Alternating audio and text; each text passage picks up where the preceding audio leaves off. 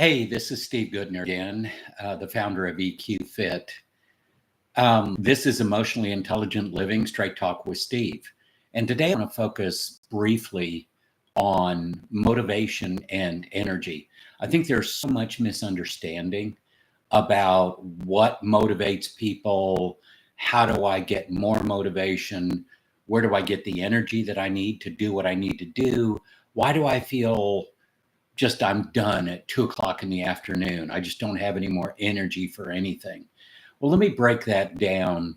And I'm going to share some science in this, but I want to do it in as practical way as I can. So it's easy to understand. It's easy to start to put some practices in place that you can enhance your motivation. Now, when I talk about motivation and primarily around emotional intelligence, and how our brain works, I'm talking about intrinsic motivation. Where does that come from? Well, first off, we all have things we believe to be true about ourselves and our place in the world. From those beliefs and values, we create rules that we live by. Those two things right there generate our self-talk. And our self-talk generates emotions. And the emotions are what drives people. Emotions drive people, people drive performance. So if you think about intrinsic motivation, how do I enhance? Think about a well, like a water well, that you take a bucket, you drop it down, you pull water out of the well, and then you have that water you can use.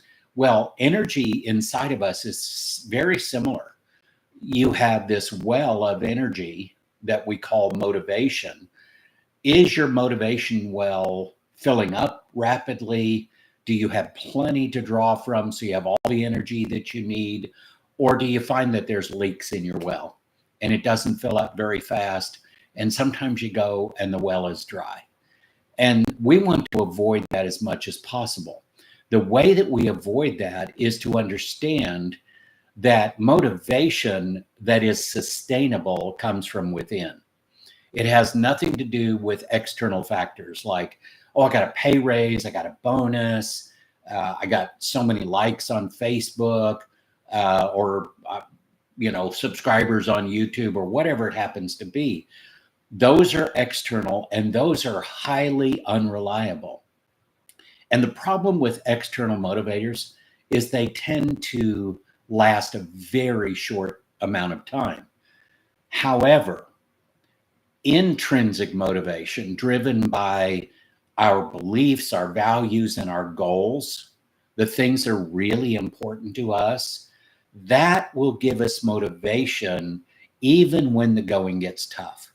And that's something that we all need to think about. How do we develop more of that?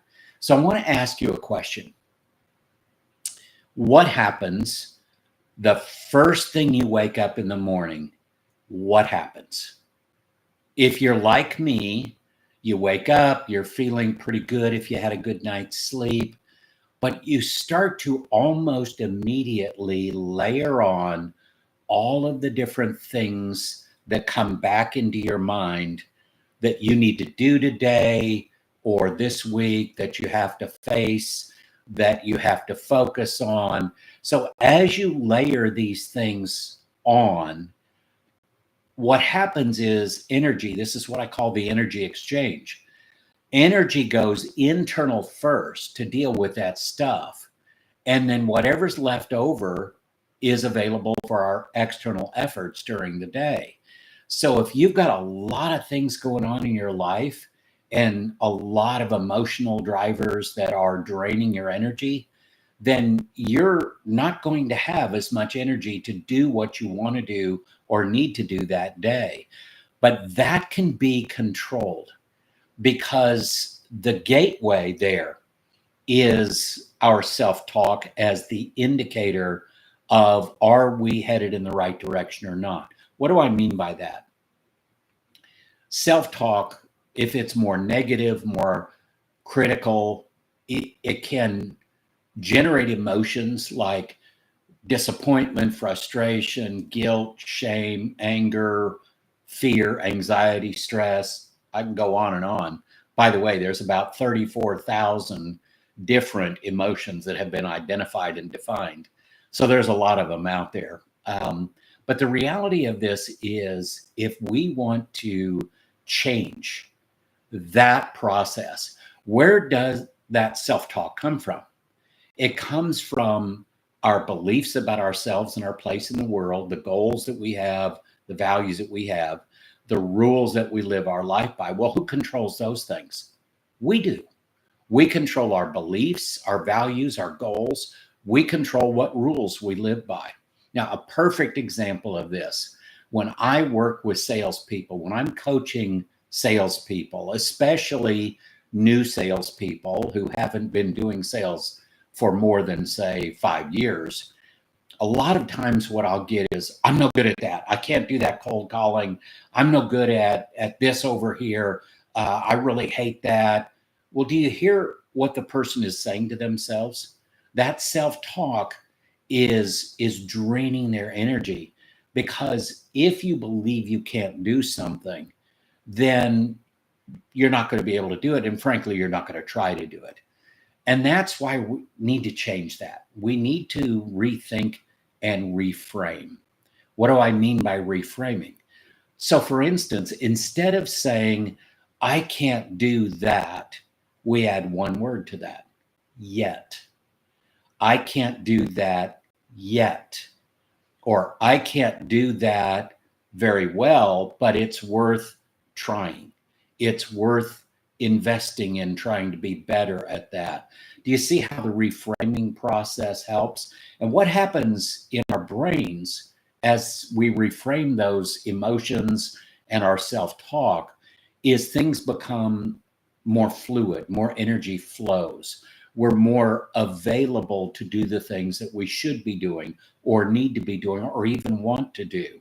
So as we think about motivation and energy, the first thing you can do when you get up in the morning, instead of layering on all of this different stuff that just weighs you down, which is literally creating the emotional environment that you're going to live with that day for as long as you allow that to happen, what we also call emotional load. How heavy is that emotional load?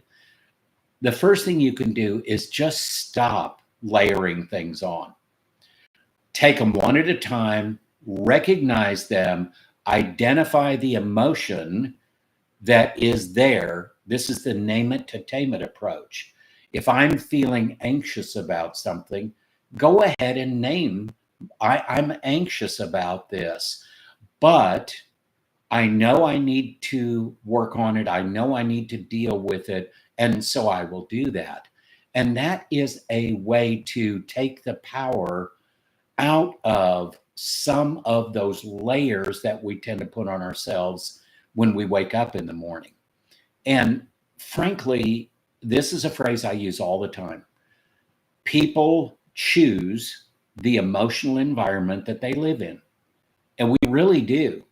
Emotions, the intensity of emotions are fading away in about 6 seconds in our brain. So that old saying, count to 10 when you're mad, there's science behind that. We know that from neuroscience. So why do we continue to feel anger or fear or frustration? Because we keep reliving that thing in our mind.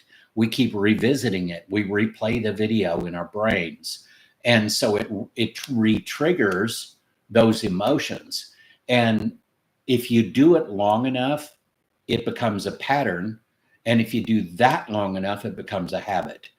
And that is not a healthy place to be with those negative, non-productive cycles of emotions. So if you want more motivation and energy in your life, this is not a positive thinking approach. It's not a fake it till you make it approach. This is taking the tools and the skills of emotional intelligence and saying, okay, I'm going to face these emotions one at a time, head on. I'm going to name them so I can tame them. Then I'm going to put them aside and move on to the next thing. And I'm going to guard the 4 things that I completely control: how I spend my time, my energy, my focus, and my effort.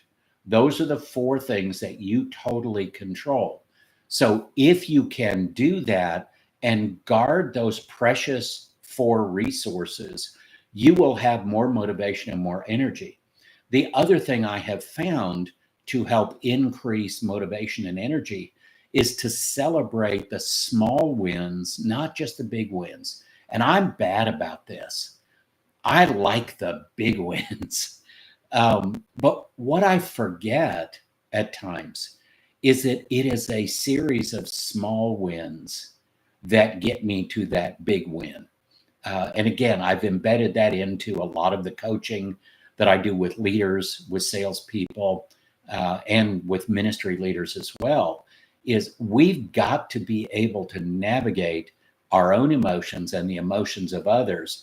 We have to leverage every opportunity we get to celebrate a win, even if it's very small, because that replenishes us. It refreshes us and recharges our battery. How good is your internal battery? Do you reach 2 or 3 in the afternoon and you have no energy left? And if that's the case, maybe it's physiological. Maybe you need more sleep. Maybe you need to eat a better diet. Maybe you need to exercise more, which all of us need to do, right? We all want that kind of thing in our lives. But it may also be more of a mental, emotional, and even rational process in our brain. We tend to rationalize things to make it seem like they're okay when we know they're not. And some of the phrases you'll hear will be things like, oh, it's always going to be this way. Oh, I guess this is the price I have to pay. Oh, this is just the way it is. Well, does it really have to be that? I mean, remember, you're the person that controls what you believe to be true about yourself and your place in the world, the goals that you set for yourself, the standards that you hold your decisions up to, the ethical standards you want to live your life by. All of those core things that are so deeply held within us, you control those.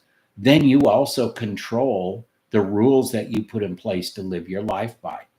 And you need to evaluate those things to see if any of those are holding you back. One of the things I will say to people all the time, don't self-limit. Other people will be happy to limit you, but don't self-limit, because it's just holding yourself back and holding yourself down.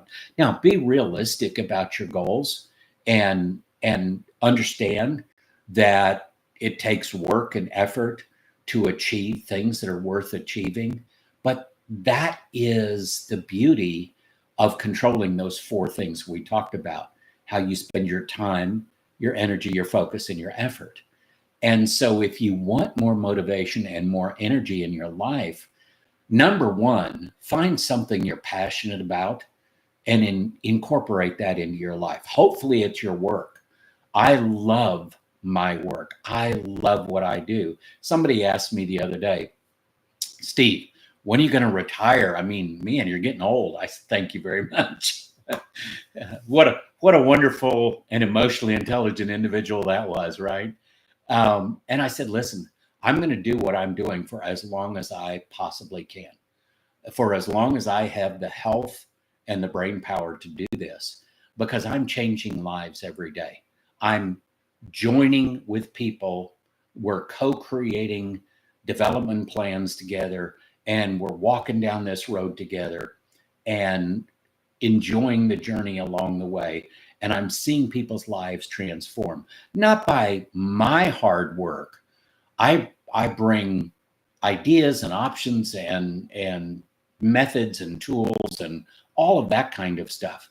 But I'm watching people take those things and incorporate them into what they're doing and watch them do the work that they can transform. And that's exciting to me. That gives me energy. I didn't think I'd be doing very many of these. I think I've done 3 or 4 now, this emotionally intelligent living series. And I thought maybe I'd do one a week. Well, I think I've done 3 in a week already, because I want to share with everybody what I've learned in life. And if I can help you through some of the lessons I've learned, that's what I want to do. So I hope this helps. There's obviously so much more and so much deeper we could go with this topic. But the reality of all of this is it's a good place to start. No, you're not crazy about, your energy, and don't think. Now, disclaimer, I'm providing this in an educational fashion. I'm not giving mental health advice. I'm not giving medical advice. Don't take it as such. If you have a mental health issue or a medical issue, go see a mental health or medical professional. I am not providing that kind of advice or information. But what I am doing is providing educational information so that you can take that, make the most out of it for your life, and decide what is your next best step forward. Where do you want to go? How do you want to get there? Until next time, have a great day, and we'll talk again soon.